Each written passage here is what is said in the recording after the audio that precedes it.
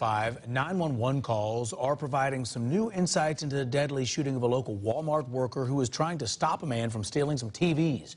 Here's the surveillance video police gave us of the man that they say committed the crime. Channel 2's Tony Thomas live in Lilburn with why this case is having such an impact on the officers investigating it. Now, this case hits close to home for many of the Lilburn police officers, many who knew the victim from all the calls they responded to at the Walmart.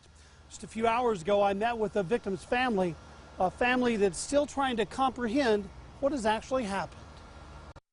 It did, and so it's still hitting me every hour that he's gone. J.D. Ferguson's sister huddles with her parents as they try to understand why their 25-year-old loved one was gunned down Sunday night, allegedly over 3 flat-screen TVs. I talked to him before about just being careful. Because, you know, he doesn't have a weapon or anything like that. Ferguson was working as a loss prevention officer at this Walmart on Lawrenceville Highway. We have an associate been shot. 911 callers reported a man shot Ferguson in the stomach after he tried to stop the man from rolling out his cart full of TVs. But there's a lot of blood, and the shell is on the floor. Lilburn police released this video they say is the gunman walking into the Walmart.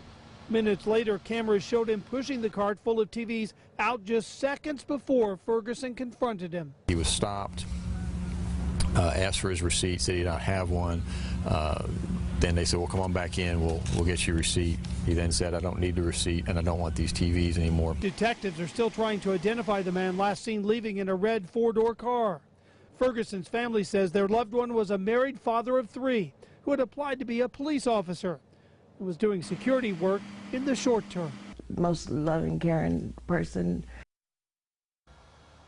The family has set up a GoFundMe page trying to raise money for a funeral service.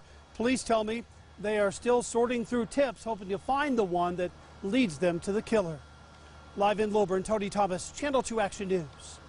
If you have any information about the man in the surveillance photo, please call Crime Stoppers 404-577-TIPS. 404-577-8477. You do not have to leave your name and yet could still get a reward.